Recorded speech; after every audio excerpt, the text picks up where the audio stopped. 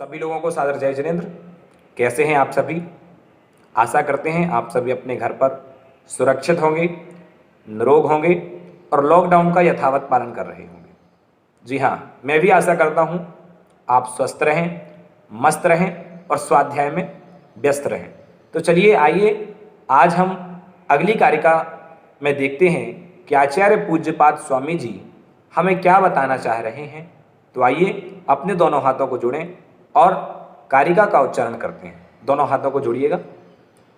विराध कहा कथम हंत्रे जनाय परिकुप्यति त्रयंगुलन पातयन पद्भ्याम स्वयं दंडेन पात्यते स्वयं दंडेन पात्यते। आइए कारिका का अर्थ शब्द से हम लगाते हैं। क्या कह रहे हैं आचार्य महाराज? विराध कहा कथम हंत्रे। विराध का यानी कि अपकार करने वाले मनुष्य पर, कथम यानी क्यों, हंत्रे जनाए। हंत्रे जनाए का मतलब क्या है कि क्रोध करने वाला, जो मारने वाले मनुष्य के लिए।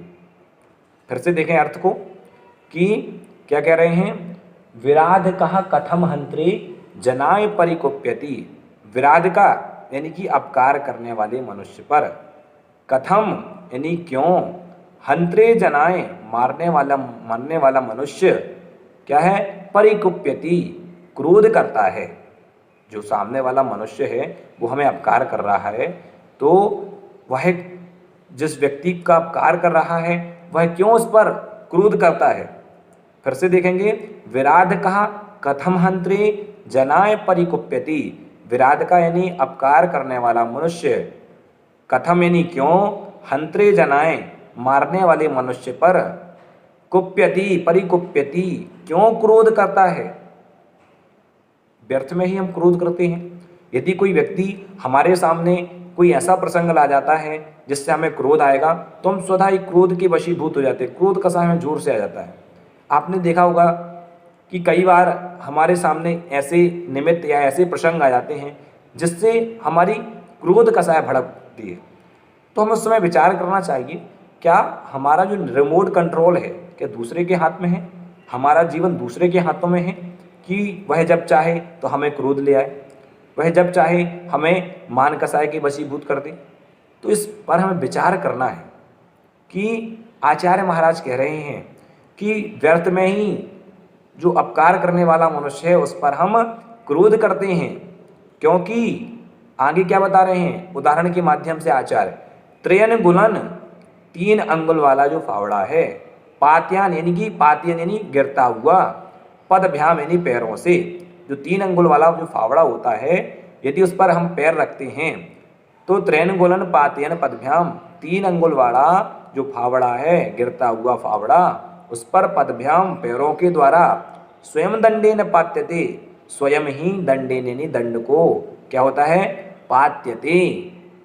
पात्यते यानी प्राप्त करता है, झुकाया जाता है। तो यहाँ पर कहने का मतलब क्या है, आचार्य समझाना चाह रहे हैं कि जो लकड़ी का बेत होता है और उसके द्वारा स्वतः ही व्यक्ति क्या है, दंड को प्राप्त हो जाता है यदि वह फावड़े पे पैर रखता है।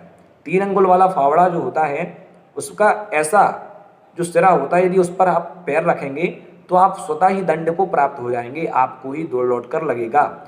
ऐसे ही जो व्यक्ति कसाय करता है आपके ऊपर और आप अपने स्वभाव में हैं तो आपको लगने वाला नहीं है, आपको कर्म का आश्रय होने वाला नहीं है। जो कर्म का आश्रय होगा वो सामने वाले व्यक्ति को होगा, क्योंकि कसाय वो कर रहा है, आप उसके कसाय की आगे अपनी कसाय प्रज्वलित कर लेते हैं तो इससे आपको आश्रय होगा। तो क्या करना है, हमें व्यर्थ ही जो अपकार करने वाला मनुष्य है उस पर क्रोध नहीं करना है। क्योंकि मैं हमेशा कहता हूँ कि ना तो अभाव में जियो ना किसी के प्रभाव में जियो, ये जिंदगी आपकी है, अपने स्वभाव में जियो। एक बार एक महात्मा जी होते हैं, वह गंगा नदी में स्नान कर रहे थे और गंगा नदी में जब स्नान करने के लिए उतरते हैं तो वह देखते हैं कि बार बार एक बिच्छू उनके पास आ रहा है और जैसे ही बिच्छू उनके पास आता है वह उसको अलग कर देते हैं, वही किनारे की ओर कर देते हैं। फिर बिच्छू उनकी ओर चलकर आता है, फिर वह किनारे कर देते हैं, फिर चल के आता है, फिर किनारे कर देते हैं। तो एक व्यक्ति इस नज़ारे को बहुत देर से देख रहा था। वह कहता है कि महात्मा जी, आप क्या कर रहे हैं, इसको मार दीजिए, नहीं तो ये बार बार आपकी ओर आएगा। तब महात्मा जी बहुत सुंदर उत्तर देते हैं। वो कहते हैं कि जब ये बिच्छू अपना स्वभाव नहीं छोड़ रहा है, बिच्छू अपना स्वभाव नहीं छोड़ रहा है, तो हम अपना स्वभाव क्यों छोड़ें। कहने का तात्पर्य यह है कि जो ज्ञानी पुरुष होता है वो अपने स्वभाव में जीते हैं। हमारा स्वभाव कैसा है, आत्मा का स्वभाव कैसा है, क्षमा है, मार्दव है, आर्जव है और शौच है। ये आत्मा का स्वभाव है। तो हमें अपने स्वभाव को नहीं छोड़कर हमें विभाव में नहीं जाना है। तो वही बताना चाह रहे हैं हम। फिर से भावार्थ को देखते हैं कि आचार्य क्या कह रहे हैं कि अपकार करने वाला जो मनुष्य है वह मारने वाले मनुष्य पर क्यों क्रोध करता है। क्योंकि जिस प्रकार 3 अंगुल वाला जो फावड़ा होता है उसमें जो पैर रखता है, तो 3 अंगुल वाले फावड़े पर पैर रखने वाला जो गिरता हुआ है फावड़ा, उस पर जो पैर रखता है वह स्वयं दंडे न पात्यते, स्वयं ही दंड को प्राप्त करता है। तो इस प्रकार से आचार्य महाराज ने हमें बताया है कि हमें क्या करना है, अपने स्वभाव में जीने का प्रयास करना है।